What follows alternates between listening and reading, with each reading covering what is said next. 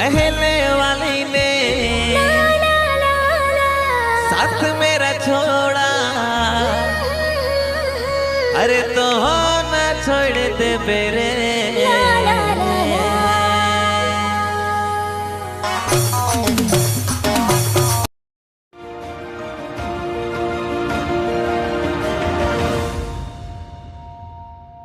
सन 1875 में चलकड़ के एक निर्धन परिवार में एक शिशु का जन्म हुआ।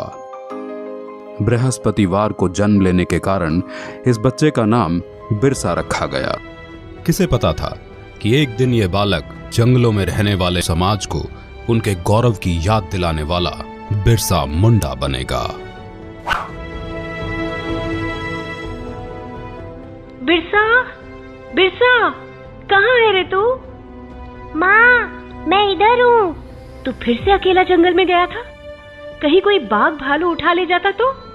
माँ, तू फिक्र मत कर, ये जंगल मेरा दोस्त है, इसके सभी जानवर मेरे भाई। बिरसा पढ़ाई में तेज था और ये देखकर उसका दाखिला मिशनरी स्कूल में करवा दिया गया, लेकिन वहां पढ़ने के लिए उसको जबरन धर्म परिवर्तन करना पड़ा। बिरसा, यीशु के सिवाय कोई भगवान नहीं है। बिरसा, ईसाई धर्म का पालन करने से ही तुम्हारा उद्धार होगा, वरना बाकी वनवासियों की तरह जाहिल के जाहिल रह जाओगे। जैसे जैसे बिरसा बड़ा होने लगा, वो अंग्रेजों के अत्याचारों से परिचित हुआ और समझ गया कि अंग्रेज उनसे उनके जंगल छीनना चाहते हैं और ईसाई पादरी जंगल में रहने वाले सभी हिंदुओं को ईसाई बनाना चाहते हैं।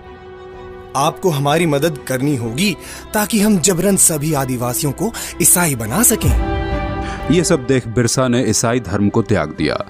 हम आदिकाल से इन जंगलों में वास करते आए हैं, ये जंगल हमारे हैं।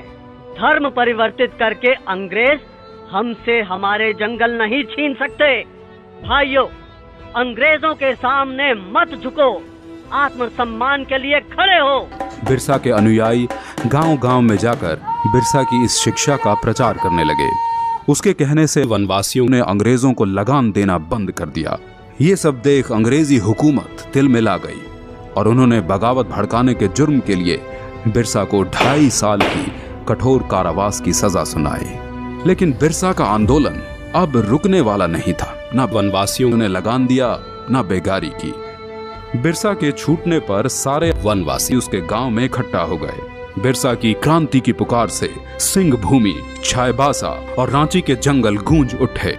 अब वक्त आ गया है जब हम अपनी जमीनें अंग्रेजों से वापस लेंगे और एक नए सतयुग का आरंभ होगा। हम इस धरती के पुत्र हैं और यहाँ हमारा राज होगा। बिरसा गांव-गांव घूमकर अंग्रेजों के खिलाफ मोर्चा बढ़ाने लगा। बिरसा के अनुयायी तीर कमान से लड़कर भी अंग्रेजों की बंदूकों पर भारी पड़ने लगे।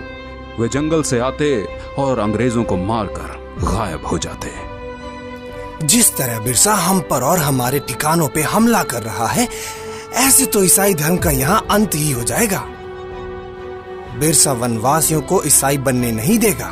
हम बिरसा के सिर पर भारी इनाम रखेंगे, फिर देखते हैं वो भागकर कहां जाता है। हाँ, क्यों नहीं? रुपयों के लालच से भी किसी वनवासी ने बिरसा से गद्दारी नहीं की और अंग्रेजों को एक के बाद एक हार का सामना करना पड़ा। एक बार जंगल में खाना बनाने के धुएं से अंग्रेजों को बिरसा के ठिकाने का पता चल गया। सभी वनवासी सरदार बिरसा समेत पकड़े गए और उन्हें सख्त कारागार में डाल दिया गया। बिरसा की कमर और पैरों में लोहे की बेड़ियां डाल उसे एक छोटी सी कोठरी में बंद कर दिया गया।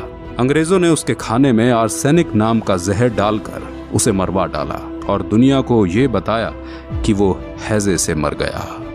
मात्र 25 वर्ष की आयु में बिरसा अपने धर्म और देश की रक्षा के लिए शहीद हो गया। 25 साल में इतना कुछ करने वाला कोई आम इंसान नहीं हो सकता और यही कारण है कि बिरसा मुंडा को भगवान का अवतार माना जाता है।